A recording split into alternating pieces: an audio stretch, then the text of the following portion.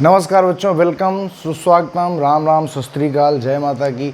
सभी एक बार सभी का फिर से स्वागत करता हूं आपके अपने YouTube चैनल डियर लर्नर्स पर। जैसा कि पिछली क्लास में आपने प्यारे बच्चे देखा कि मैंने किस प्रकार से जो पर्सनालिटी है उसके वर्गीकरण उसका पढ़ाते हुए मैंने पिछली क्लास में बात की थी कि किस हिसाब से हमारे जो अल्पोर्ट साहब है उन्होंने किस प्रकार से दो भागों में बांटा व्यक्तित्व को, फिर विशिष्ट जो आपका जो इंडिविजुअल व्यक्तित्व है उसको किस प्रकार से तीन भागों में बांटा। आपने बहुत ही अच्छी तरीके से उसको देखा, उसको बहुत ही अच्छी तरीके से समझा है और बहुत ज़्यादा उस वीडियो को आपने लाइक किया, बहुत ज़्यादा उसको प्यार दिया।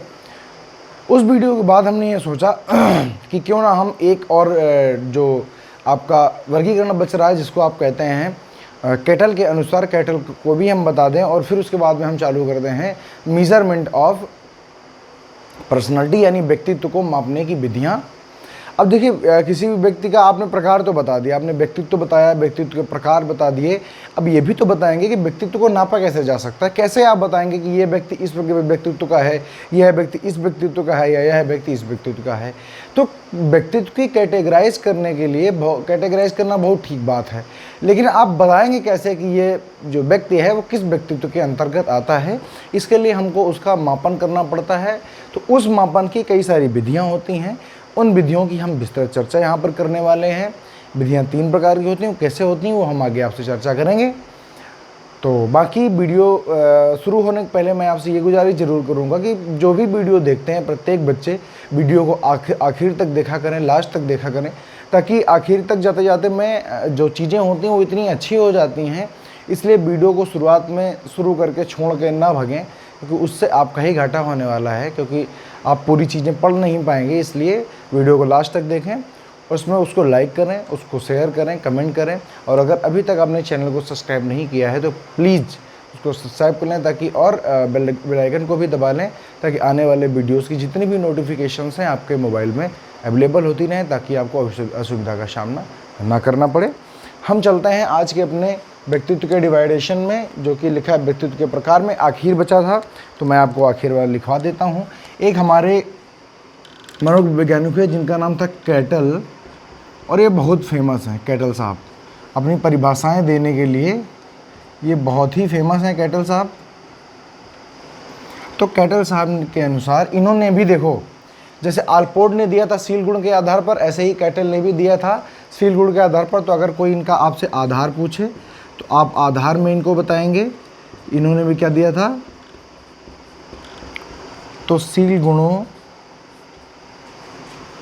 के आधार पर इन्होंने व्यक्तित्व के प्रकार बताए थे। इन्होंने कहा सील गुणों के आधार पर, इनके आधार पर व्यक्तित्व के दो प्रकार होते हैं। आप कहेंगे सर जी कौन कौन होते हैं? मैं कहूँगा कि पहले होते हैं जिनको आप कहते हैं सतही सील गुण,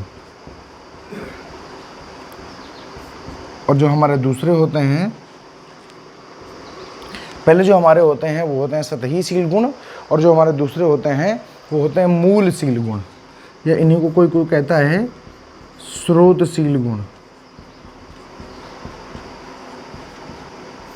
या आप इनको मूलशील गुण भी कह सकते हो। अब देखो, इंग्लिश में हिंदी बनाने में यही दिक्कत आती है। इंग्लिश में इनका नाम क्या होता है? इसका होता है सरफेस ट्रेट्स, और इसका क्या होता है? सोर्स। तो वैसे हैं तो जो कि कैटल साहब अमेरिका के रहे होंगे, तो इन्होंने इंग्लिश में ही बताया है कि जो सील गुणों के आधार पर, ट्रेट्स के आधार पर, base of traits, two type of personality is available here. उन्होंने बताया कि पहले को कहते हैं सरफेस ट्रेट्स, जिसको कि हमने कहा सतही सील गुण, दूसरे को कहते हैं सोर्स ट्रेट्स, जिसको कि हमने कहा स्रोतशील गुण। अब इन दोनों में अंतर क्या होता है? तो कैटल साहब बताते हैं कि ये जो सतही सील गुण होते हैं, ये आपको रोज़मर्रा की ज़िंदगी में, रोज़मर्रा के कामों में आपकी बहुत सारी मदद करते हैं। यानी ये कैसे होते हैं? सामान्य से होते हैं। तो इन्होंने इसके बारे में बताया है, और यही चीज़ सेम टू सेम एग्जाम में पूछी गई, इसलिए मैं यही लिखवा रहा हूँ। इन्होंने कहा है यह सील गुण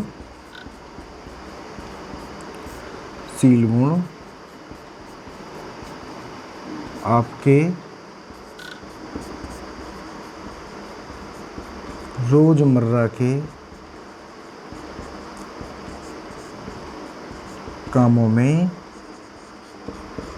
आपकी मदद करते हैं, आपकी मदद करते हैं। इसका मतलब ये नहीं है कि ये कोई व्यक्ति होता है, वस्तु होता है जो मदद करने आता, नहीं। ये जो शील गुण होते हैं ये आपको नए नए आइडियाज़ सुझाते हैं कि आप ये कर सकते हैं, आप ये कर सकते हैं, आप ऐसा कर लीजिए, आप ऐसा कर लीजिए। इस प्रकार से सुझाव आपको सुझाते हैं। तो ये रोज़मर्रा के कामों में, जिसको कॉमन सेंस भी बोल सकते हैं, वही ये चीज़ है कॉमन सेंस, ठीक है। और ये वाले जो होते हैं इनके बारे में कहा जाता है यह व्यक्ति की आंतरिक संरचना बनाने में उसकी मदद करते हैं। तो ये बात है। ये क्या करते हैं, ये व्यक्ति की आंतरिक संरचना, मतलब जो इंटरनल ट्रेड्स होते हैं, जो व्यक्ति की इंटरनल क्वालिटीज़ होती हैं, उनको पक्का कर रहे हैं, उनको मजबूत करने में ये व्यक्ति की मदद करते हैं। और सतही शील गुण क्या होते हैं, ये इनको आप कॉमन सेंस भी कह सकते हैं। ये आपके रोज़मर्रा के कामों में व्यक्ति की मदद करते हैं। तो इस प्रकार से ये होते हैं। जल्दी से इसका स्क्रीनशॉट करें, फिर आगे की बात की जाए, ठीक। अब देखिए, हम जो आगे की बात करेंगे प्यारे बच्चे, वो हम कहेंगे कि जो व्यक्तित्व को नापने की विधियां कौन कौन सी होती हैं, उस पर हम विस्तार चर्चा करने वाले हैं। मेरे हिसाब से अभी तक आपको समझ में आ गया होगा। अब आप आगे समझने की कोशिश करिए। अब आज से हम चलेंगे, तो आज से हेडिंग बदल जाएगी। आज से हम चलना शुरू करेंगे किस पे, तो हम चलेंगे प्यारे बच्चे व्यक्तित्व को नापने की विधियां, जिनको आप कहते हैं मेथड्स ऑफ मेजरमेंट। देखो समझिएगा, आज से हम शुरू करेंगे व्यक्तित्व को मापने की विधियां। आप लोग लिख सकते हो मेथड्स ऑफ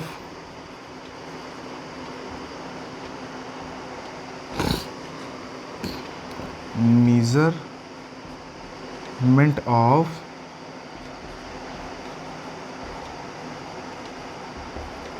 पर्सनालिटी। मतलब पर्सनालिटी को जो मापने की विधियां होती हैं, उनकी विषय में आज से हम बात करेंगे। और आप बड़े ध्यान से देखेंगे, बहुत ध्यान से समझेंगे, क्योंकि ये बहुत ज़्यादा इंपॉर्टेंट है। आपसे इनके फुल फॉर्म आप बस देखते जाइए कैसे कैसे करने हैं।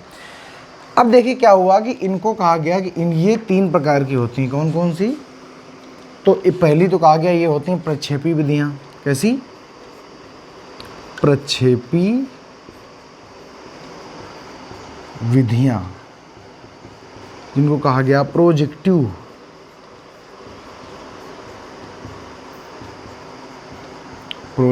मेथड्स। पहले तो हो गए प्रोजेक्टिव मेथड्स। दूसरी होती हैं आत्मनिष्ठ या व्यक्तिनिष्ठ विधियां। दूसरी क्या होती हैं? दूसरी को कहा जाता है आत्मनिष्ठ या व्यक्तिनिष्ठ, जिनको कहा जाता है सब्जेक्टिव मेथड्स। ओके।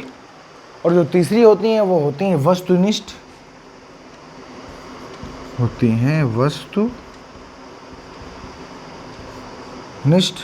जिनको कहा जाता है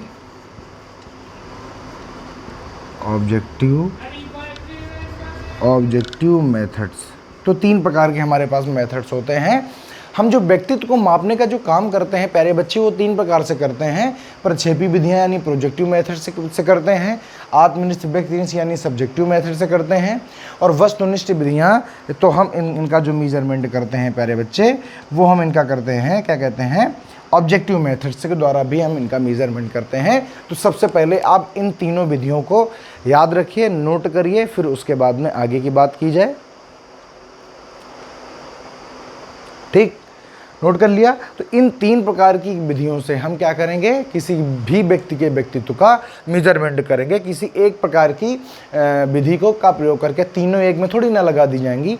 तो एक प्रकार की जो आपकी विधि है उसको आप अप्लाई करिए किसी भी व्यक्ति में, और पता करिए कि ये किस पर्सनालिटी का व्यक्तित्व का व्यक्ति है। ठीक है।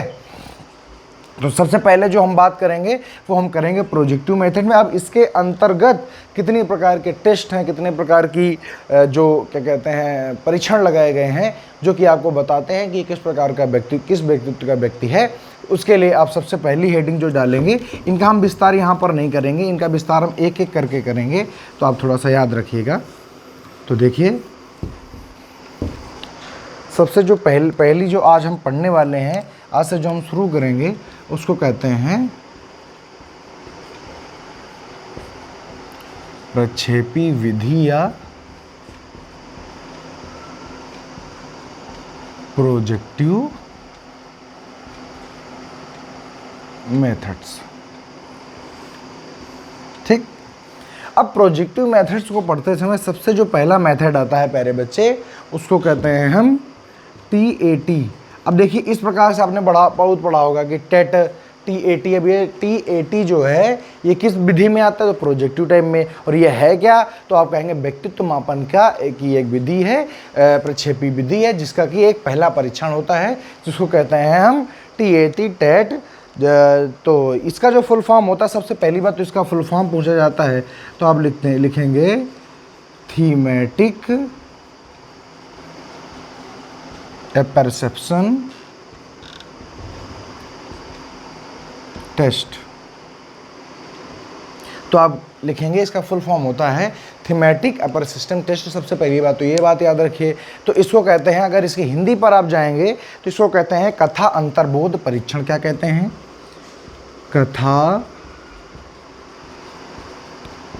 अंतर्बोध परीक्षण। ठीक, एक तो ये बात हो गई।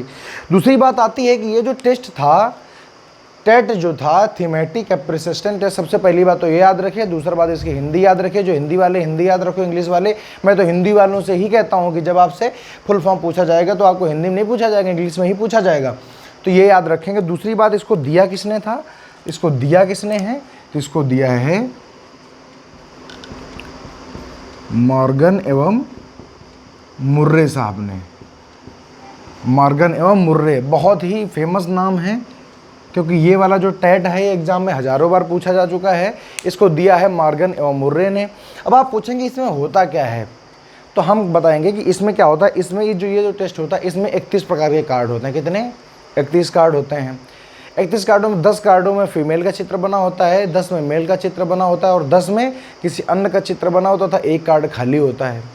तो सबसे पहले मैं लिखता जाता हूँ, फिर समझाता भी आपको जाता हूँ। इसमें क्या होता है प्यारे बच्चे, इस टेस्ट को कराने के लिए व्यक्ति के पास में 31 प्रकार की कार्ड्स होते हैं।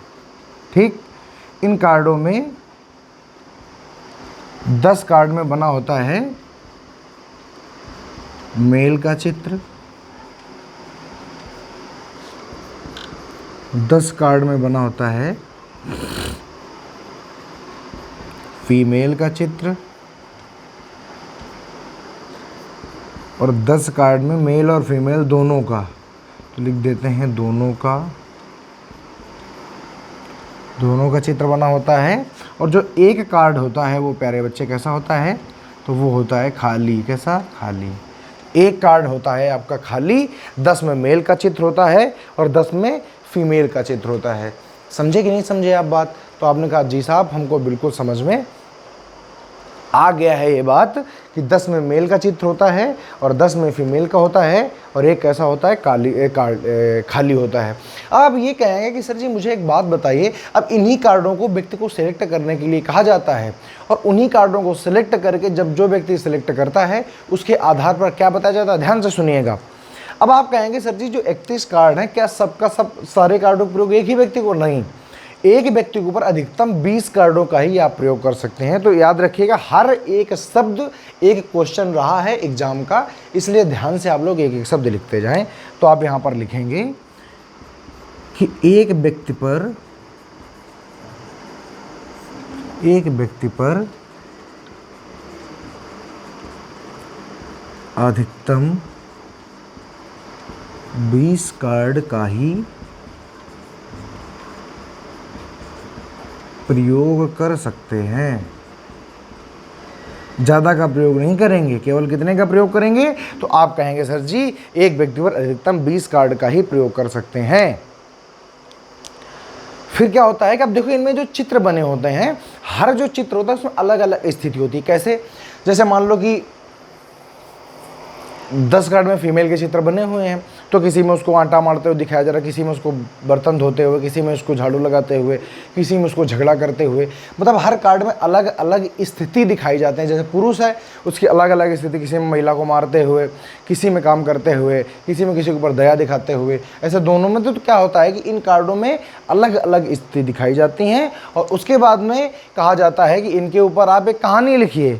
क्या कहा जाता है कि इन कार्डों के ऊपर जो आप ये चीज़ देख रहे हैं इन पे आप कहानी लिखिए। जैसे मैं आपको एक चीज़ दिखा दूं, मैंने आपको 10 कार्ड दिखाए और 10 कार्डों में मैंने आपको कोई एक मतलब कोई स्थिति दिखाई। जैसे कि मैंने ये दिखाया कि महिला जो है काम कर रही है, बर्तन धो रही है, एक में उसको सती प्रथा का किया जा रहा है, एक में उसको मारा जा रहा है, एक में उसको ये कहा जा रहा है। और मैं आपसे अगर कह दूँ कि इस पर कहानी लिख के दिखाइए, तो आप क्या लिखेंगे? आप कुल मिला के यही कहानी लिखेंगे। या अगर किसी महिला से कहा गया कहानी लिखने के लिए, तो अगर उसके साथ में वैसा उसके घर में अगर होता है तो वो अपनी कहानी लिख के तैयार कर देगी। इसी प्रकार से इनका परीक्षण किया जाता है। तो आप कह देंगे 2 पॉइंट और लिख लेंगे, लिखेंगे प्रत्येक कार्ड में अलग अलग स्थिति दिखाई जाती है। अलग अलग स्थिति दिखाई जाती है। और फिर उसके बाद लास्ट में क्या होता है? फिर व्यक्ति से उन स्थितियों पर कहानी लिखने को कहा जाता है। कहानी लिखने को कहा जाता है। तो ये पूरा ये टेस्ट होता है जिसको आप कहते हैं टेट। याद क्या क्या रखना है? थीमेटिक अपरसेप्शन टेस्ट, जिसको मॉर्गन एवं मुर्रे ने दिया था। इसको कथा अंतर्बोध परीक्षण कहते हैं। इसमें 31 कार्ड होते हैं। 10 कार्ड में फीमेल का चित्र होता है, 10 में मेल और 10 में दोनों के चित्र होते हैं, एवं एक कार्ड खाली होता है। उसके बाद में इसमें होता क्या है कि एक व्यक्ति पर अधिकतम 20 कार्डों का प्रयोग हो सकता है। प्रत्येक कार्ड में अलग अलग स्थिति को दिखाया जाता है। मतलब अगर मनुष्य मेल वाला है तो मेल की अलग अलग स्थितियाँ, फीमेल की अलग अलग स्थितियाँ। ऐसे ही फिर उन पर कहानी लिखने के लिए कहा जाता है और फिर उसी के आधार पर फैसला किया जाता है कि जो व्यक्ति है वो किस व्यक्तित्व का है। जल्दी से स्क्रीनशॉट करें आप, मेरे हिसाब से आपको समझ में बेहतर आ जाना चाहिए। ठीक, देखो अब हम आगे की बात करेंगे। तो पहला जो हमने आपको टेस्ट पढ़ाया, हर एक टेस्ट अपने आप में बहुत ही ज़्यादा बेशुमार है। याद रखिएगा, हर एक चीज़ एग्ज़ाम में पूछी गई है। मैं बार बार आपसे कहता हूँ कि मैं आपको 0 to हीरो ही पढ़ाऊँगा और ये वादा करता हूँ कि जब आपका सीटेट का पेपर होगा, आप सब जानते हैं कि वैकेंसी आ गई है, नोटिफिकेशन आ गया है।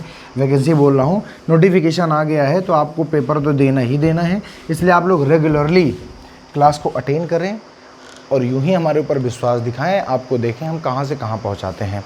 ठीक है, तो अगला जो है टेस्ट, इसको कहते हैं कैट, CAT। कैट मीन्स कोई बिल्ली ना समझ बैठे प्यारे बच्चे, क्योंकि कैट जो होता है इसका जो फुल फॉर्म होता है, अब देखो अभी प्रक्षेपी ही चल रही है। ठीक है, अच्छा एक बात और मैं बताना भूल गया, यहाँ पर आप लिख लीजिए कि जो प्रक्षेपी है, जो प्रोजेक्ट है, जो प्रोजेक्टिव है, ये जो प्रक्षेपी, इस शब्द का सर्वप्रथम प्रयोग, इस शब्द का प्रक्षेपी शब्द या प्रोजेक्ट शब्द का सर्वप्रथम प्रयोग, सर्वप्रथम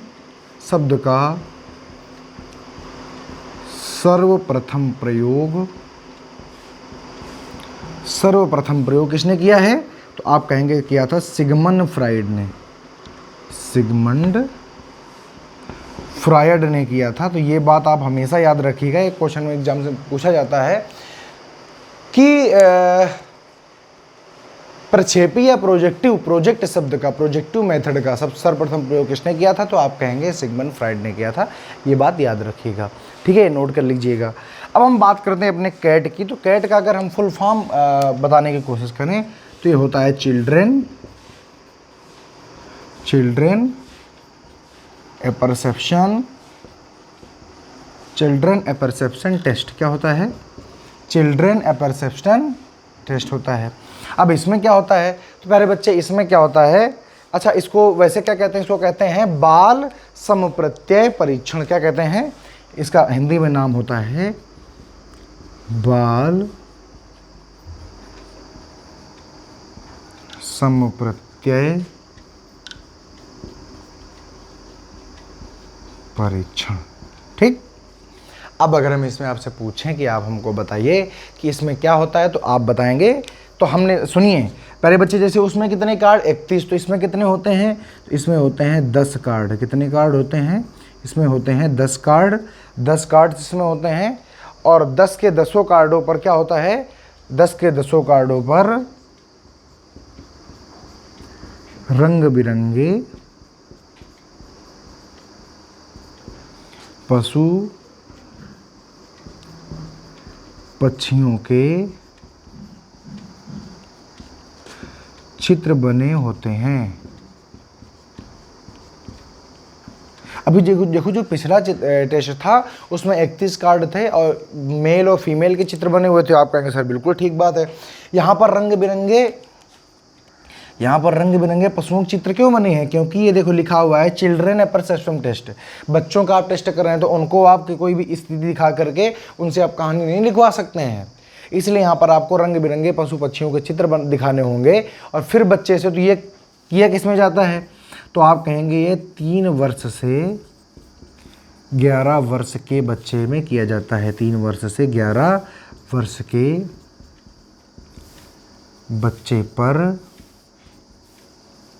बच्चे पर किया जाता है, ठीक। 3 वर्ष से 11 वर्ष के बच्चे में किया जाएगा। और इसमें क्या होता है? इसमें भी बच्चे से ये रंग बिरंगे कार्ड देखेगा और बच्चे से कहानी लिखने को कहा जाता है। बच्चे से कहानी लिखने को कहा जाता है।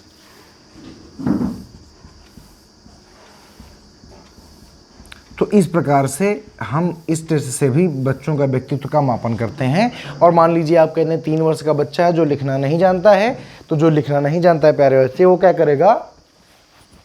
तो वो कुछ नहीं करेगा, वो कम से कम बताएगा कि आपसे उनसे पूछो कि ये देखकर आपको क्या लगता है, आपको क्या समझ आता है। तो बच्चा आपको बताएगा कि इसको देखने से हमको ऐसा लगता है, ये लगता है, वो लगता है, वो तुम आपको बताएगा। और बताने के आधार पर भी आप उसका व्यक्तित्व का मापन कर सकते हैं। तो अगला देखिए,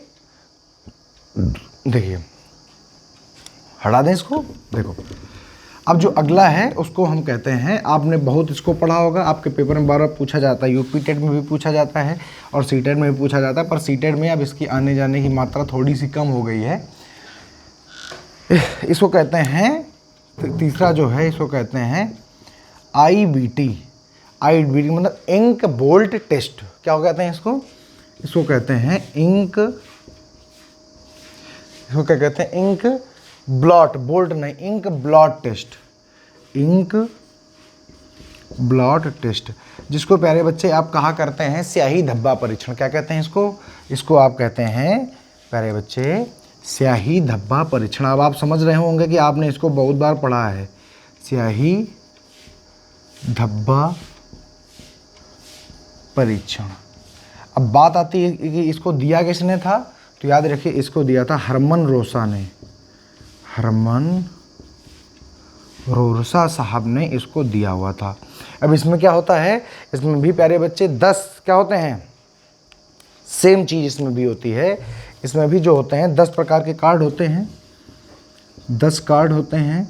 इन 10 कार्डों में 10 प्रकार के कार्ड यहाँ पर भी होते हैं। इंक बोल्ट परीक्षण, इंक ब्लॉट टेस्ट, स्याही धब्बा परीक्षण, इसको हरमन रोसा ने दिया था। मोस्ट इम्पॉर्टेंट व्यक्ति है, याद रखिएगा। इसमें भी 10 कार्ड होते हैं, जिसमें 5 जो कार्ड होते हैं उसमें सफ़ेद काले धब्बे होते हैं। सफ़ेद काले धब्बे बने होते हैं। क्या होते हैं? 5 कार्डों में सफ़ेद काले धब्बे बने होते हैं और उसके बाद में जो 2 कार्ड होते हैं इनमें लाल सफ़ेद और काले धब्बे बने होते हैं। लाल सफ़ेद और काले धब्बे बने होते हैं कितने कार्डों में? 2 कार्डों में। और बाकी जो 3 कार्ड होते हैं उनमें अन्य रंग बने होते हैं। बाकी जो 3 कार्ड होते हैं उनमें अन्य रंग के धब्बे बने होते हैं। अन्य रंग के धब्बे बने होते हैं। तो अब बताइए, किसी भी बच्चे या व्यक्ति को दिखाकर क्या कहा जाता है? तो इन कार्डों को दिखाया जाता है और उससे ये पूछा जाता है, आप बताइए आपको इसमें कौन सी आकृति दिख रही है? तो कोई कहता है हमको 7 दिख रहा है, कोई कहता है हमको 8 दिख रहा है, कोई कहता है हमको पशु दिख रहा है, कोई कहता है हमको पक्षी दिख रहा है। तो वही पूछा जाता है। तो बस आप याद रखें कि इसमें किया क्या जाता है, इसको दिखा करके बच्चे